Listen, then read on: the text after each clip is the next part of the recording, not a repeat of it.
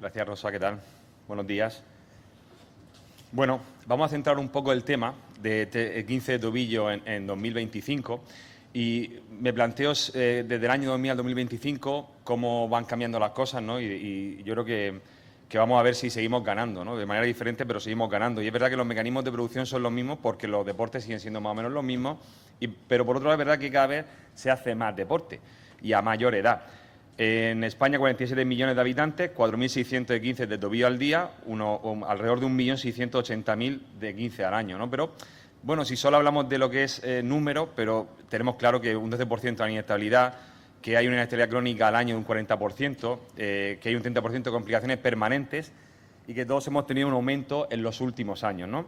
Cuando le digo ahora a la inteligencia artificial que extrapole los datos de mi hospital en urgencias a otros hospitales como sería, bueno, hospitales principales en España y da estos datos, ¿no? De un aumento progresivo en los últimos años de diagnóstico de 15 de tobillo. Sabemos que la parte lateral, sobre todo el peroneo atractor anterior, es el más afectado.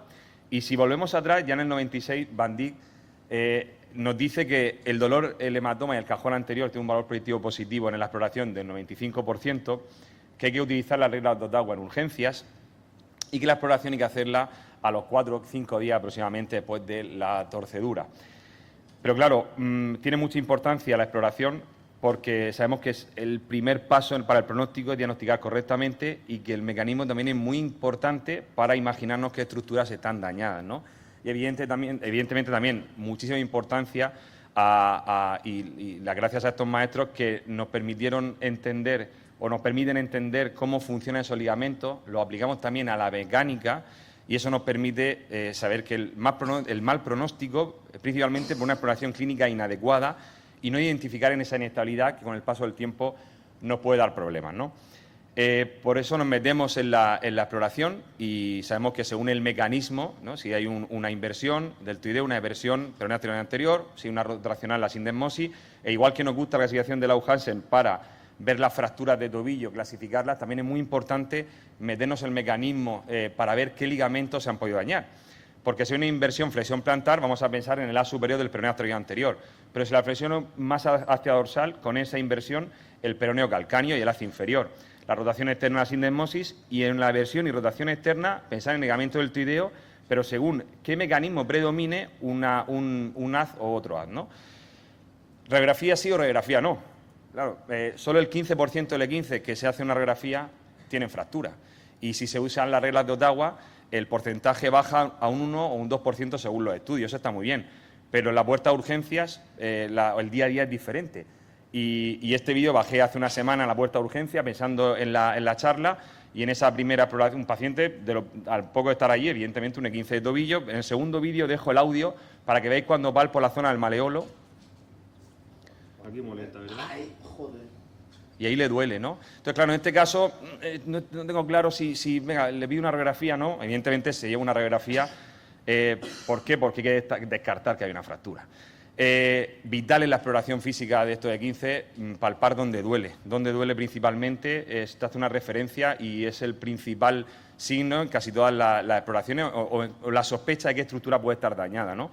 En cuanto al cajón anterior, la rodilla 90 grados, el tobillo 20 grados de flexión plantar. Yo creo que lo más importante es comparar con el contralateral, 6,2, 3 milímetros en comparación con el sano, para determinar si hay un cajón anterior positivo o no. Evidentemente, a veces está clarísimo, ¿no?, que existe un cajón anterior y en este caso también ya nos planteamos qué tipo de tratamiento, cómo lo vamos a enfocar. Muchas exploraciones para ver esa inestabilidad y ya un poco sobre arte. Yo creo que lo importante es saber si hay o no inestabilidad y qué estructuras están afectadas. El varo-valgo forzado para valorar sobre todo si hay inestabilidad de esa subastagina, el peroneo calcáneo, y esto es importante porque también nos va a permitir enfocar qué tipo de tratamiento, si es quirúrgico al final, qué tipo de tratamiento voy a llevar a cabo, ¿no? En cuanto a los E15 altos, a la afectación de la sindesmosis, una afectación del 20% en los E15 de esa sindesmosis y un 5% necesitan cirugía. Pues eso es muy importante, pero yo en la sindesmosis sí que es verdad que lo principal, lo más importante es el dolor, ¿no? Si el paciente aparte puede caminar, pero sobre todo el dolor, porque a veces es complicado en la consulta, cuando existe en realidad una lesión de la sindesmosis, sacar una exploración. Hay muchos test al respecto y a veces me pregunto también si estos test no deberíamos de plantearnos, una vez que sospechamos altamente, hacerlo con el paciente con anestesia, con algo de sedación, ¿no?, que nos permita ver esa inestabilidad. En cuanto al complejo medial, tener este artículo del doctor Valderrama, que nos indica posibles exploraciones, ¿no?, clínicas de la inestabilidad medial, y al final yo creo que lo importante es si hay un signo de inestabilidad medial y sobre todo la relación que tiene con la sindesmosis. También tener en cuenta en este complejo medial, el deltoideo superficial, su relación con el ligamento en hamaca, y si esto no puede dar con el tiempo, esa lesión, un colapso progresivo con un aumento de adductos, pues en las fracturas de tobillo ya se le está dando vueltas y en esto también. Y en cuanto a los pinzamientos, esa afectación ligamentosa, movimientos repetidos de inestabilidad, generan una sinovitis, una fibrosis, un tejido meniscoide, también se produce un aumento de la traslación anterior del astrágalo y está claro que tenemos que tenerlo en cuenta.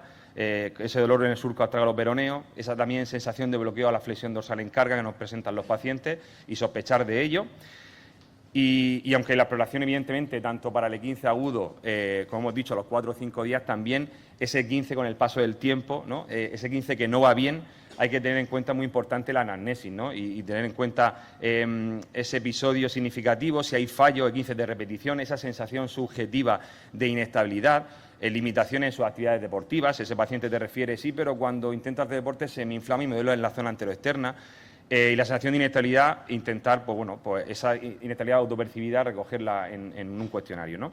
Claro, en ese 15 que no va bien también tenemos que tener en cuenta la propiocepción, que se habla de que baja la recurrencia un 60 o un 22%, ¿no? Es decir, no solo tener en cuenta lo mecánico, lo que podemos palpar, lo que podemos ver, sino también los profesionales que valoran el trastorno del equilibrio, el deterioro de la propiocepción, disminución del tiempo de reacción muscular, todo eso también influye en la recuperación de esta patología. Explorar siempre al paciente caminar. Evidentemente, cuando hay una sensación del eje, hay que plantear el tratamiento desde otro punto de vista, no solo desde el punto de vista del E15 normal y corriente. Y luego, dejar también esa duda de la clasificación en grados, ¿no? Nos permite establecer un pronóstico y nos permite también saber qué E15 va a dar inestabilidad crónica. Y después de ver un poco todo, quedarnos un poco con el tema de las reglas de Ottawa y explorar a los 4 o 5 días. Yo lo cambiaría por descartar fractura y explorar a los 4 o 5 días. El dolor, el hematoma y el cajón anterior, las principales exploraciones físicas, y en esa 15 que no va bien, tener en cuenta el dolor y esa inestabilidad subjetiva, lo que te cuenta el paciente y los E15 de repetición. El manual, el algoritmo, muy chulo para tener una simple vista cómo enfocar el diagnóstico y el tratamiento de estas patologías. Y nada, muchísimas gracias.